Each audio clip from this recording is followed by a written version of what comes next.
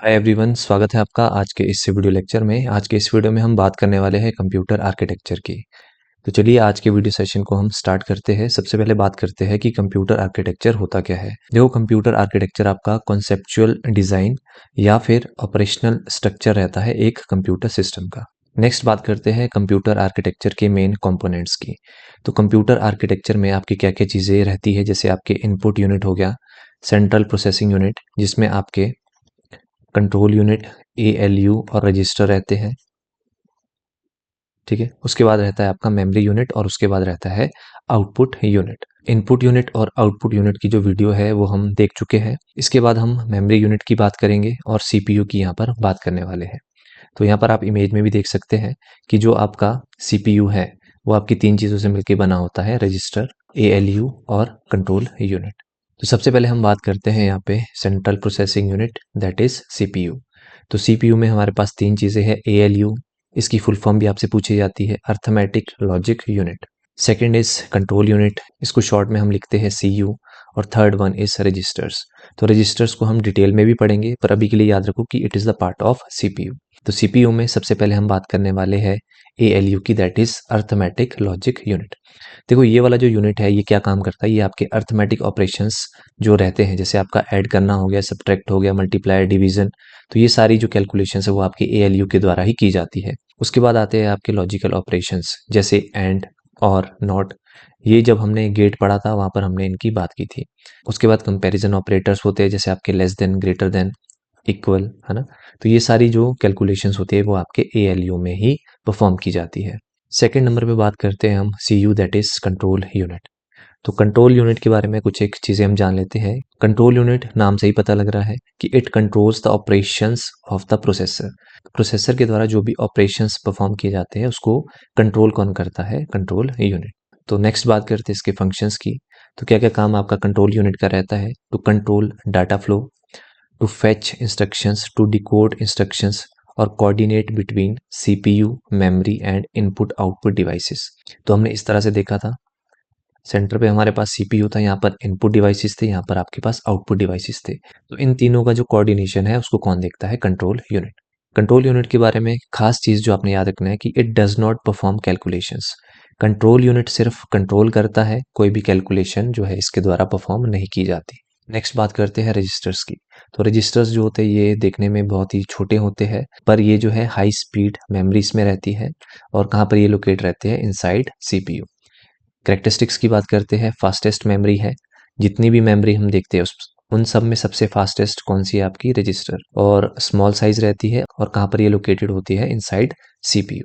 तो यहाँ पर आप हायरार्की देख सकते हैं, सबसे फास्टेस्ट आपके रजिस्टर्स रहते हैं, उसके बाद आपकी कैश मेमोरी रहती है, उसके बाद रैम, उसके बाद आपकी secondary storage, that is hard disk. तो ये जो सीक्वेंस है जब हम मेमोरी यूनिट पढ़ेंगे वहां पर भी देखेंगे।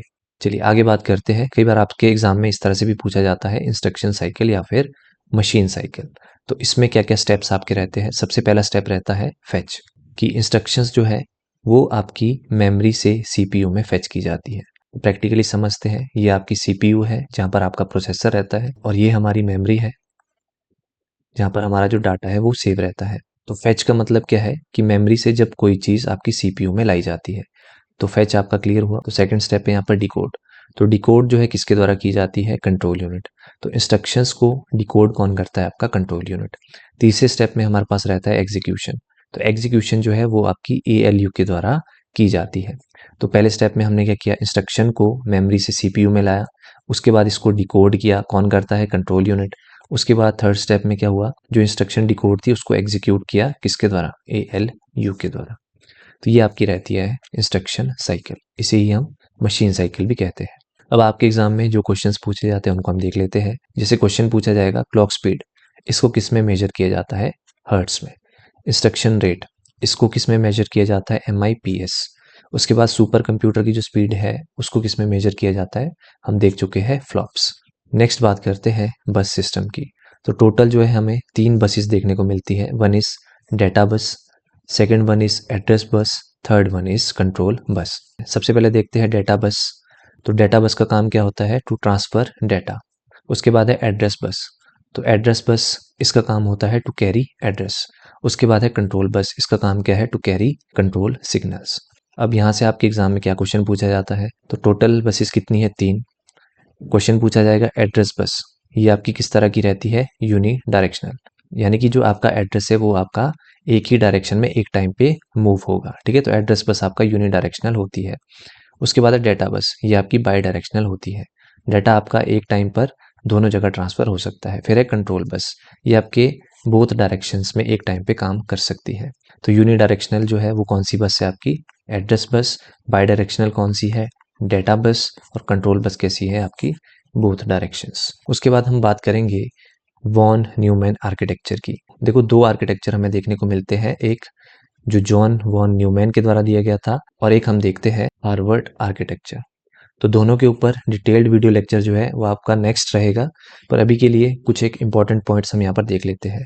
अगर हम जॉन वॉन न्यूमैन के आर्किटेक्चर की बात करते हैं तो किसके द्वारा प्रपोज किया गया, जॉन वॉन न्यूमैन के द्वारा। अब इस आर्किटेक्चर की खास बात क्या थी कि डाटा और इंस्ट्रक्शंस वो आपका सेम मेमोरी में ही सेव हो रहा था, ठीक है। तो इस आर्किटेक्चर की खास बात क्या है, डाटा और इंस्ट्रक्शन के लिए एक ही मेमोरी यूनिट यहाँ पर यूज़ किया जा रहा था, और इसमें जो आपकी एग्जीक्यूशन है वो किस तरह से रहती है, सिक्वेंशियल, ठीक है, यानी कि एक के बाद एक। कंपोनेंट्स की बात करते हैं तो वही सारे कंपोनेंट्स जो हम आर्किटेक्चर में देखते हैं, CPU, memory, input and output. अब लिमिटेशन क्या थी, एक तो इसमें डाटा और इंस्ट्रक्शन के लिए एक कॉमन मेमोरी यूज़ हो रही थी, ठीक है। तो जब आपकी सेम मेमोरी में ही डाटा और इंस्ट्रक्शन स्टोर हो रही है तो उनके ट्रांसफ़र पे आपका इफेक्ट पड़ेगा। तो इसका जो ड्रॉबैक था वो यही था कि जो आपका डाटा ट्रांसफ़र हो रहा था बिटवीन सीपीयू एंड मेमोरी वो बहुत ज़्यादा स्लो था। रीज़न क्या था कि आपकी सेम मेमोरी यहाँ पर यूज़ हो रही थी। इस आर्किटेक्चर में आपने इतना ही याद रखना है। उसके बाद बात करते हैं हार्वर्ड आर्किटेक्चर की। अब इस आर्किटेक्चर ने जो पुरानी प्रॉब्लम थी, पुरानी लिमिटेशन थी, उसको इसने ओवरकम किया। अब इसमें क्या हुआ, डाटा और इंस्ट्रक्शन के लिए यहाँ पर डिफरेंट मेमोरी का यूज़ किया जाने लगा। अब डाटा जो है वो आपकी डिफरेंट मेमोरी में स्टोर हो रहा था और इंस्ट्रक्शन भी आपकी डिफरेंट मेमोरी में स्टोर हो रहा था। तो इसने जो है जॉन वॉन आर्किटेक्चर की जो लिमिटेशन थी उसको ओवरकम किया था। हार्वर्ड आर्किटेक्चर आपका कहाँ पर यूज़ किया जाता है, माइक्रो कंट्रोलर्स में और एम्बेडेड सिस्टम्स में। चलिए आगे बात करते हैं। हमारे पास 2 तरह के आर्किटेक्चर देखने को मिलते हैं, one is RISC and other one is CISC। तो इन दोनों आर्किटेक्चर में क्या डिफरेंसेस थे, इस टॉपिक से आपका क्वेश्चन पूछा जाता है। तो सबसे पहले हम बात करेंगे RISC आर्किटेक्चर की। इसकी फुल फॉर्म बहुत बार एग्जाम में पूछी जाती है। फुल फॉर्म सबसे पहले आपने ध्यान में रखनी है, रिड्यूस्ड इंस्ट्रक्शन सेट कंप्यूटर। आइए बात करते हैं RISC की। इस आर्किटेक्चर में क्या था कि इसमें जो है आपकी सिंपल सेट ऑफ इंस्ट्रक्शंस को यूज़ किया जाता है टू एग्जीक्यूट ऑपरेशंस। तो ये जो आर्किटेक्चर था इसमें क्या हुआ, मल्टीपल सिंपल इंस्ट्रक्शंस का यहाँ पर यूज़ किया गया। तो इसके कैरेक्टरिस्टिक्स हम देखते हैं, स्मॉल इंस्ट्रक्शन सेट इसमें रहता है, सिंपल इंस्ट्रक्शंस का इसमें यूज़ किया जाता है। एग्जीक्यूशन की बात करते हैं तो एग्जीक्यूशन वाइज ये ज़्यादा फास्टर थे। इंस्ट्रक्शन फॉर्मेट की बात करते हैं तो वो भी इसमें फिक्स्ड था। मोस्ट ऑफ द इंस्ट्रक्शंस जो थी वो आपकी 1 क्लॉक साइकिल में कंप्लीट हो रही थी, क्योंकि इसमें जो है सिंपल सेट ऑफ इंस्ट्रक्शंस का यूज़ किया गया था और इसमें जो है लार्जर नंबर ऑफ रजिस्टर्स का यूज़ किया गया था। और ये बेस्ड था आपका लोड एंड स्टोर आर्किटेक्चर पे। तो एग्जाम रिलेटेड फैक्ट्स क्या है, तो RISC जो प्रोसेसर है वो आपके हाई स्पीड और एफिशिएंसी बेस्ड प्रोसेसर है। कहाँ पर ज़्यादा यूज़ किए जाते हैं, मोबाइल डिवाइसेस में या फिर एम्बेडेड सिस्टम्स में। और ये जो आर्किटेक्चर था ये सपोर्ट करता है आपका पाइपलाइनिंग, ठीक है। तो ये क्वेश्चन आपके लिए इंपॉर्टेंट है कि पाइपलाइनिंग जो है वो किस आर्किटेक्चर के द्वारा सपोर्ट की जाती थी। अब इसके एग्जाम्पल्स से भी क्वेश्चन पूछा जाता है कि RISC प्रोसेसर बेस्ड आपके कौन कौन से एग्जाम्पल्स है। तो सबसे पहला जो आपने याद रखना है, जो आपके एग्जाम में पूछा जाता है, वो है ARM प्रोसेसर। वो किस आर्किटेक्चर का यूज़ करता है, RISC। उसके बाद है एप्पल M सीरीज चिप्स, ठीक है। उसके बाद है आपका स्नैपड्रैगन प्रोसेसर, ये भी किसको यूज़ करता है, RISC। दूसरे आर्किटेक्चर की बात करते हैं, CISC। इसकी फुल फॉर्म सबसे पहले तो याद रख लो, कॉम्प्लेक्स इंस्ट्रक्शन सेट कंप्यूटर। अब देखो जो RISC था इसमें सिंपल इंस्ट्रक्शंस का यूज़ किया जा रहा था। CISC में जो है कॉम्प्लेक्स इंस्ट्रक्शंस का यूज़ करके जो है हम अपना ऑपरेशन परफॉर्म कर रहे थे, ठीक है। तो इसमें जो है कॉम्प्लेक्स इंस्ट्रक्शंस का हम यहाँ पर यूज़ कर रहे थे। तो करेक्टरिस्टिक्स की बात करते हैं, इंस्ट्रक्शन सेट की बात करते हैं तो इसमें जो है लार्ज इंस्ट्रक्शन सेट यूज़ किया जाता है, कॉम्प्लेक्स इंस्ट्रक्शंस इसमें यूज़ की जाती है। जो आपकी इंस्ट्रक्शंस है वो आपकी मल्टीपल क्लॉक साइकिल्स में कंप्लीट हो रही है और इसमें जो है कम से कम रजिस्टर्स का यूज़ किया जा रहा था, ठीक है। तो ये सारी चीज़ें आपने याद रखनी है। तो एग्जाम रिलेटेड फैक्ट आपने ध्यान में क्या रखना है कि CISC बेस्ड जो प्रोसेसर्स है उनके एग्जाम्पल्स कौन कौन से हैं। पहला है इंटेल X86 प्रोसेसर, दूसरा है AMD प्रोसेसर। तो एक टेबल फॉर्म में मैंने आपके लिए यहाँ पर कंपैरिजन रखा है। तो दोनों आर्किटेक्चर को एक टेबल से समझते हैं। अगर इंस्ट्रक्शन सेट की बात करते हैं तो RISC में स्मॉल इंस्ट्रक्शन सेट का यूज़ किया जा रहा था, CISC में लार्ज इंस्ट्रक्शन सेट का यूज़ किया जा रहा था। एग्जीक्यूशन वाइज देखें तो RISC आपकी ज़्यादा फास्टर है as compare to CISC। Complexity जो है, RISC में सिंपल इंस्ट्रक्शन का यूज़ किया जा रहा था, CISC में कॉम्प्लेक्स इंस्ट्रक्शन का यूज़ किया जा रहा था। एग्जाम्पल की बात करते हैं, RISC बेस्ड कौन से आपके प्रोसेसर्स थे, ARM, और CISC बेस्ड इंटेल X86 और AMD।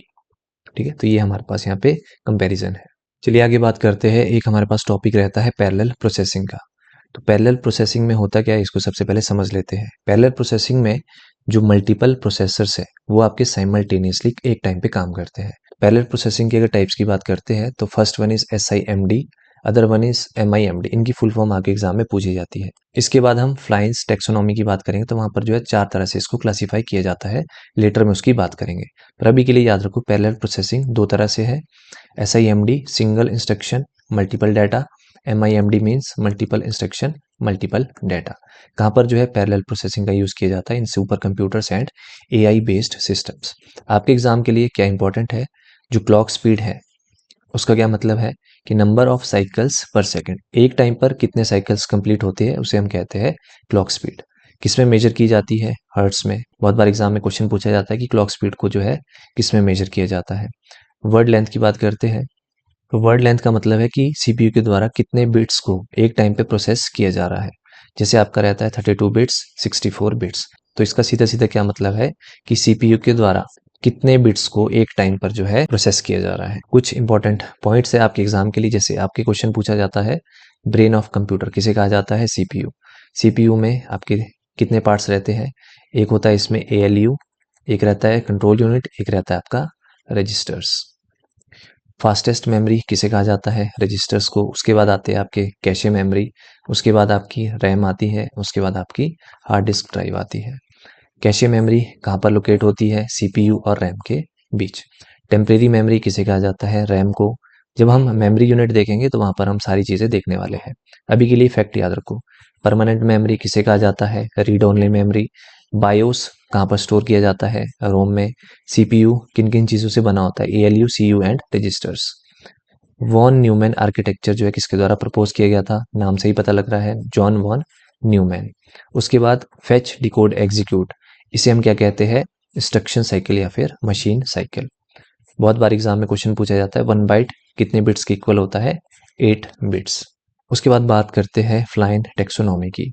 इन्होंने जो है पैरेलल प्रोसेसिंग को 4 तरह से इन्होंने क्लासीफाई किया था। कौन कौन सी थी, SISD, SIMD, MISD, MIMD।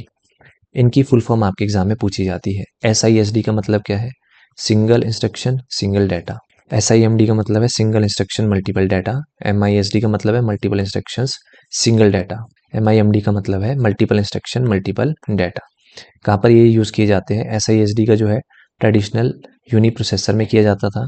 SIMD बहुत बार एग्जाम में पूछा जाता है, GPU लॉजिक में इसका यूज़ किया जाता था, जैसे वेक्टर या फिर एरे प्रोसेसर्स में। उसके बाद MIMD का यूज़ कहाँ पे किया जाता है, मल्टी कोर सिस्टम्स में। तो सबसे पहले बात करते हैं SISD की।